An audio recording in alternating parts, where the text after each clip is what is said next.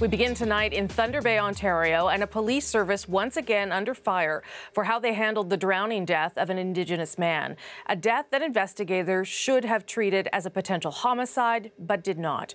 And racism appears to be a reason why. That's the damning conclusion of an independent investigation obtained exclusively by our colleagues at the Fifth Estate. It was launched following the death of 41-year-old Stacey DeBungy. His body found just over 2 years ago in the Northern Ontario City. The case was quickly deemed non-criminal. But in the wake of this scathing review and concerns over how the police investigates cases involving Indigenous peoples, First Nations leaders are calling for the resignation of the Thunder Bay Police Chief. The Fifth Estate's Gillian Finley is breaking this story for us tonight. Wow. It was the chiefs of the Rainy River First Nation who asked for the review of the Thunder Bay Police. The results today have them calling for action. Leadership, it comes from top down, right? And there's a systemic problem with the Thunder Bay Police Force. So I'm calling for Chief Levesque's resignation. And barring that, I think the police board has to do their job and fire him. At issue is the police service's investigation into the death of this man.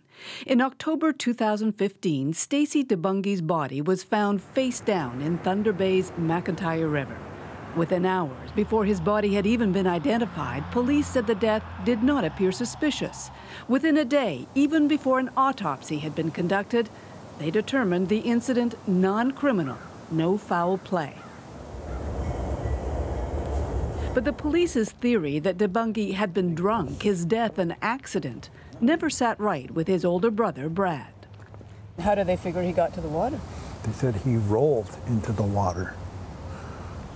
But there was no sign of the weeds being trampled down. So what did you think? Like somebody placed him there. Like they just threw him in the water and that'd be it.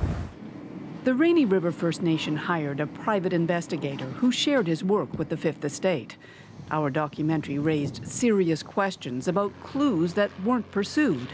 Another man's ID that was found near DeBungy's body. The fact his debit card had been used 6 times after his death. You were one of the last people that was with Stacey, right, that night. Yeah. So what happened to him? And people who were with DeBungy the night he died, who told us a year later they'd never been contacted by police for an interview. I'm Gillian Finley. At the time, Thunder Bay Police Chief J.P. Levesque did not appear concerned. Have you not gone back to those investigators and said, did you ever ask about the debit card? Did you ever interview these people? I try not to micromanage. I'll let the investigators do their job.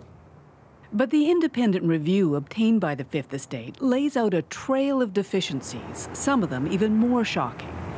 A witness who told police he'd seen an altercation by the river that night, not contacted for more than a year. The man whose ID was found at the site, red flagged in police computers, but not questioned for months, even though he'd been in police custody twice. And perhaps most disturbing, a report of an alleged deathbed confession, a woman claiming she pushed DeBungy into the river and watched as his body floated away.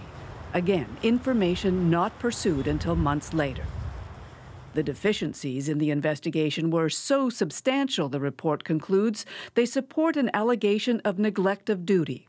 And indeed, that is the finding leveled at 3 Thunder Bay officers, including an acting inspector. As to why police would have neglected their duty, it can be reasonably inferred, the report says.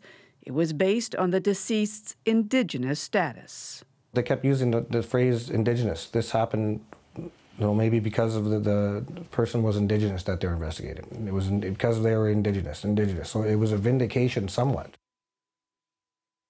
Now, this is not the first time Thunder Bay Police Service has been accused of racism, nor the first call for the chief to resign. An inquest 2 years ago into the deaths of 7 Indigenous teenagers in the city put policing under the microscope, and there are currently 2 other independent reviews ongoing of the police service and the police board. questioning whether racism is in fact systemic in the way Thunder Bay's Indigenous community is policed. Okay, so tomorrow, Jillian, the Rainy River Chiefs will release this review publicly at a press conference, but we understand that the Thunder Bay Police also has a copy of this. What are they saying today about it? Well, we did reach out to them today, Rosie, and they refused to say anything, citing issues of confidentiality and the privacy issues of all the parties involved. As for the chief and the calls for his resignation, Thunder Bay Police offered no comment.